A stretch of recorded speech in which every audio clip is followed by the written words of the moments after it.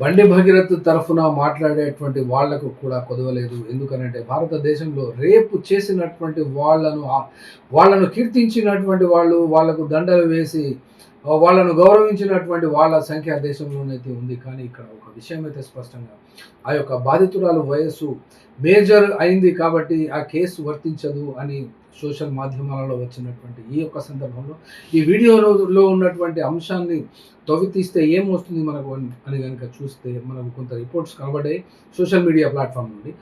Minor బాలిక బండి భగీరథ్ కేసులో ఉన్న బాలిక మైనర్ బాలికే అని అంటున్నారు పోలీసులు.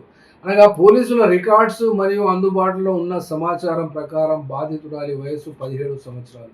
భారతీయ చట్టాల ప్రకారం 18 సంవత్సరాల కంటే తక్కువ వయసు ఉన్నందున ఆమె చట్టపరంగా మైనర్ అవుతుంది అని పోలీసులు చెప్తున్నారు.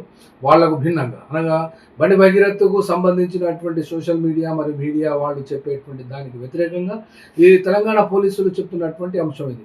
బాలిక వయసు ధృవీకరించుకున్న తర్వాతనే పేట్ బషీరాబాద్ పోలీసులు బండి భగీరథ్ పై ఆ యొక్క పోక్సో చట్టం కింద కేసు రిజిస్టర్ చేశారు.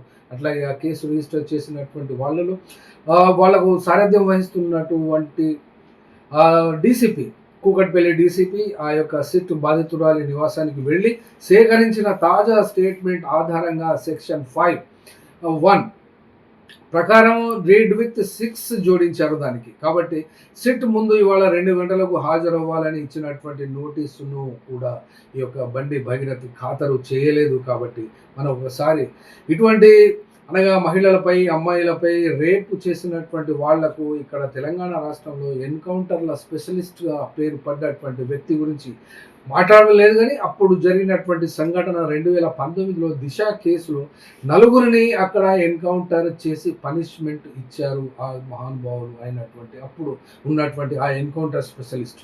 తర్వాత 2008 కేసు కూడా ఇక్కడ కనబడుతుంది. యాసిడ్ దాడి వరంగల్లో 2 అమ్మాయిలపై ఇంజనీరింగ్ స్టూడెంట్స్ పై చేసినప్పుడు కూడా ఆ ఎన్కౌంటర్ స్పెషలిస్టే 3 నిందితులను ఎన్కౌంటర్ చేశారు. అనగా ఇక్కడ మా ఉద్దేశం మేము స్పష్టంగా అప్పుడు కూడా చెప్పాము, ఇప్పుడు కూడా చెప్తాం, సోషల్ మాధ్యమాలలో మాకు అందుబాటులో ఉన్నటువంటి పద్ధతులలో ఎన్కౌంటరు సమాధానం కాదు అంటున్నాం. కాబట్టి ఇక్కడ ఈ యొక్క బండి భగీరథ్ విషయంలో ఎన్కౌంటర్ చేయాలి అనేది కాదు, కానీ అప్పుడు ఏ రకంగానైతే ఈ యొక్క ఎన్కౌంటర్ స్పెషలిస్టులు రియాక్ట్ అయ్యారో ఆ రకంగా ఆ యొక్క బండి భగీరథ్ను పట్టుకోవడంలో ఎందుకు వైఫల్యం చెందుతున్నారు అనబడేటువంటి ప్రశ్నే ఇక్కడ మౌలికంగా ప్రధానమైనటువంటి ప్రశ్నే.